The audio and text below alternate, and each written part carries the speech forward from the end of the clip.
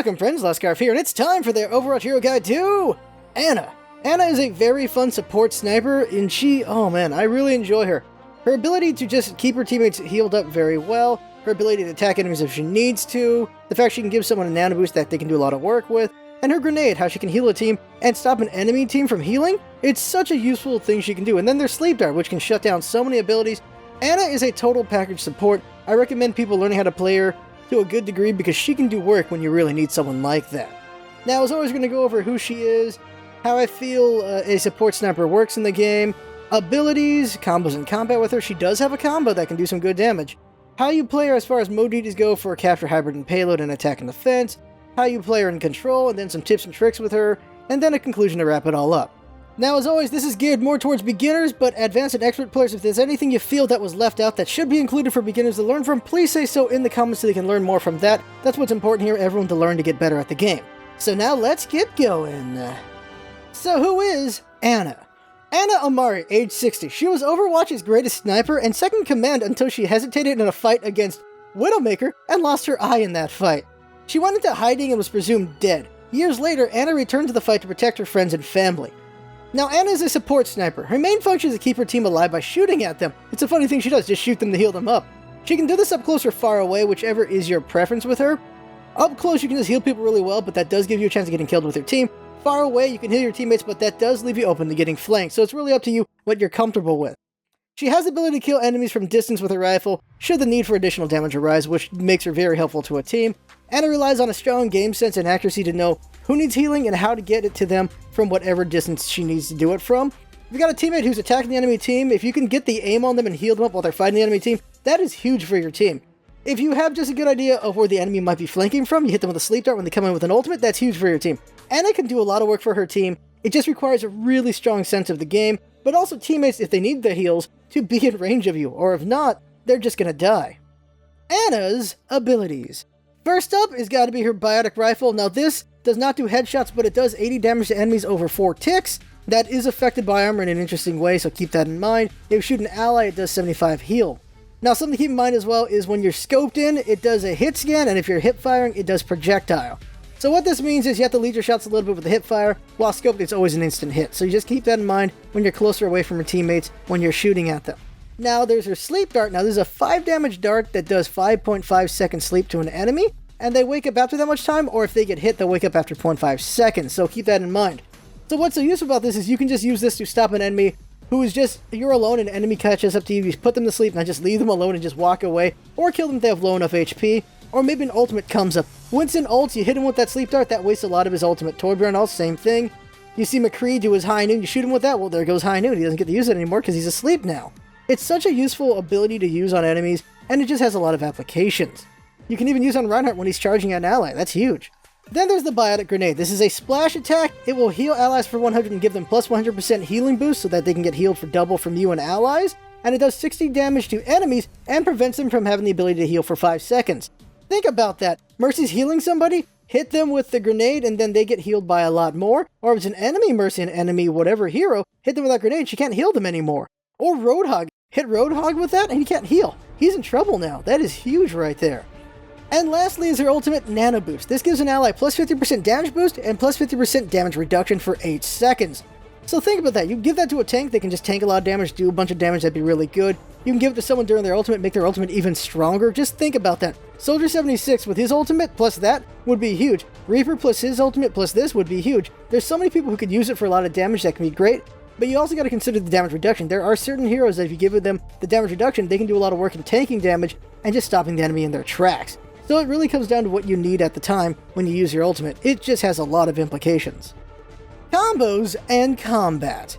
Now Ana does have a combo, you might not have realized this, and this is a sleep dart combo. It is sleep dart plus shoot plus grenade plus shoot, and this is 580 plus 60 plus 80, which equals 225 damage. So that kills 17 heroes in this game if you need to do it. So the way it works is you sleep an enemy, and if you're the only one there and you need to kill them, then you do this. So they're asleep, you aim your gun at them, and what you do is you shoot and throw your grenade at the same time. One will happen, then the other will happen, which is really good. Of course, it's shoot, then grenade. And then within that second, the enemy's going to get up and you have a chance to shoot them again before they can get away. So bam, you shoot them with that, they're dead if they have less than 225 HP. That's really what you got to do. But you should only do this if there's no ally around. If there's an ally around, you sleep them, ally comes over and the ally kills them for you instead. Now when it comes to combat, healing is your main focus. I see way too many Annas who focus on killing people and end up dying instead, or their teammates dying around her because she's not healing them. Anna can heal a lot. She can actually out-heal Lucio and Mercy if you put enough work into it. She can do that. You can be the gold medalist if you need to. Allies get hurt a lot, put the grenade down, heal them really quick with your gun, and bam, they're all back to full. Anna can do that very quickly, and it is just a great thing to do for your team. Now, whether your preference is to stick with your team or not, there's the things you gotta think about. Now, if you stick with your team, you can heal them very quickly, because hipfire heals a little bit faster than scope fire, because you don't have to go through those animations. But it leaves you vulnerable to a group attack. Like, some big ult comes in and kills your team, you're dead with them, that's not so good. But if you're away from your team, then you can just shoot at your allies and you keep them alive, and if they all get wiped out, at least you're not dead as well. Also, when you're further away, you can keep an eye on just what the situation is doing, so you can just call out shots or know when you might need to use a nano boost for whatever situation. But this does leave you vulnerable to getting flanked when you're alone, so you have to be really good regardless in either way with your sleep dart. You can use that sleep dart to stop certain ults. You can also use that sleep dart to stop flankers trying to kill you or allies. It's very useful to keep in mind that sleep dart. Just learn how to aim that thing. It is way too good not to. Now, if your team is fully healed, or if you have an ally doing the healing to the point that you don't have to worry about healing for now, you can go ahead and become an attack sniper then. And her hit scan on her gun makes her really good at shooting at people at long range. She can kill a lot of heroes in this game in 3 bullets, because it's 80 damage, so 240 damage, that's going to kill a lot of heroes. 17 heroes in this game have 200 HP or less, so she can be very lethal at distance if you need her to be, but always keep in mind healing your teammates first, in my opinion. Also, just remember that your grenade can stop healing as well. But your grenade is your main source of healing yourself too, so just keep that in mind. If you start getting hurt, heal yourself, keep yourself alive, heal your allies if you need to with the grenade as well, and stop the enemies from healing if something happens. Like, you can use that grenade to stop Roadhog from healing. You can use that grenade to stop a group from healing around Soldier 76. You can use that thing to stop a team from healing from freaking Zenyatta ult. Just keep that in mind. And of course, there's the Nano Boost, and this is really... it's great on a lot of heroes in the game, depending on the situation. Just keep in mind what you need done that can save the day, and then you use the ultimate. And that comes with experience. Mode duties. Now, in Capture, Hybrid, and Payload, on attack, your job, of course, is to heal your team, kill the enemy team if you got it. Now, what you're doing is you gotta rely on your teammates to make the progress to go forward. Your job is to heal them, damage until you get the Nano Boost, and give your team the push forward to the point with that Nano Boost. Nano Boost can be used to break open an enemy fortification very well, and that's really what your goal is. Heal, damage, do whatever it takes to build it up, give the Nano Boost, and get to the point and take it. Now, when it comes to payload, you can hide behind the cart or help your team from a distance. That's really all you're doing. Now, of course, Nano Boost, again, when it comes to payload, is like to counter enemy ultimates or to give you just a strong push to take your cart back, depending on the situation. Now, on defense, your job is to keep the choke point alive with heals. Just keep it alive, keep it going, heal your teammates if they're trying to flank, kill your teammates if you have any in the air trying to kill the enemy. Just support everybody, keep everyone alive. You can shoot very fast, you can shoot very far. You're just such a very useful healer. Now, when your teammates are just good on health, then you can go ahead and shoot the enemy, stop enemy ultimates trying to break through your choke point using your dart, stop the flankers with the dart, do whatever it takes, and use the Nano Boost for the extra oomph you need to stop a push if you need to.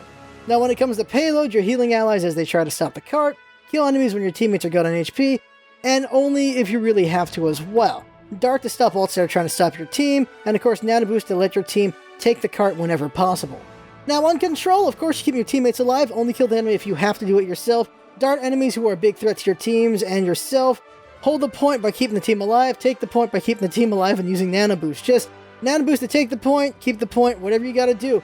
Healing, killing, that's really all you're doing with Ana. You're just constantly healing people. You're constantly shooting something to heal them or to hurt them. Just keep the team alive if you can. Tips and tricks with Ana.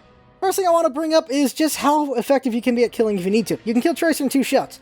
You can kill 17 heroes in 3 shots because you're doing 240 damage.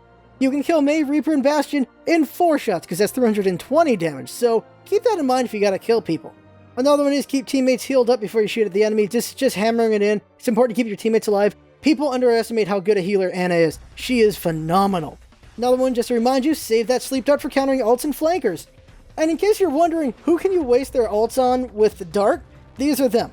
Genji, McCree, Pharah, Reaper, Soldier 76, Bastion, Torbjorn, Roadhog, Winston, and Ana's Nano Boost from the other team. Just stop whoever's getting Nano Boosted, and that'll waste the enemy Ana's ult. It lasts 8 seconds. That's going to be 5.5 seconds out of it. That is really helpful. Now for grenade tips. First one's got to be, the heal boost that you get from the grenade isn't just for Ana's heal. It also applies to Mercy, Lucio, Soldier 76, Roadhog, anyone that can heal, it applies to them as well. Something important is you can anti-heal on Mei. If you hit her with it before she goes into her cryo freeze, that will prevent her from healing for a little bit of that duration. Then there is Zenyatta's ultimate. If you hit his team when he ults, they can't be healed during his ult, which is just awesome. That is just a huge thing you can do. And of course, if you use this grenade on Roadhog right when he starts healing, oh, he's not going to like you whatsoever. It's great to do it to him. And lastly, just consider situations when you're using Nano Boost. Certain heroes are just great for certain situations, but if you really want to play it, if you're not really sure who to give it to an ally who has an ultimate. They use an ultimate with your ultimate, it can do so much work. In conclusion, Ana is a great support sniper. Just constantly shoot your allies, keep your allies alive, then shoot the enemy when you need to. Save that dart for big threats like maybe an ultimate or an enemy flanking your team that has a good situation that they can do a lot of work to your team. Nano Boost whoever you feel is best for the given situation. The thing that's important to Ana is the longer you play her, the better you'll get, because you'll get to a better understanding of just how your team's moving and how the enemy's team moving and what kind of flanking they might try to do or what ultimates might be coming up. The more you play the game, the stronger your game sense gets, and that's huge. Because when you can predict what the enemy might do, you can dart them as appropriate, and you can heal your teammates as appropriate. That's what's important, so just play a lot of Ana, and you'll get really good with her. As always, I feel it's important to share these guys. There's a lot of tricks in here worth knowing, so the more people who know these tricks to play as Ana and against Ana, the better just Ana players will be as they just thrive against just different conflicts and just getting better on their own. So it's important to me to just see more people get good at Ana, because she can do a lot of work. She is great. Also, the thing to keep in mind is, of course, subbing and liking and getting more exposure for the guides so more people can know about these guys and get better at the game. The more people who are good at the game, the better it is for everyone, because you have stronger opponents and better teammates, and that's just fun to play. Up next is going to be Widowmaker, and you know who she is. Widowmaker is the hero that can kill so many people in one shot in this game, but you have to be really good at her.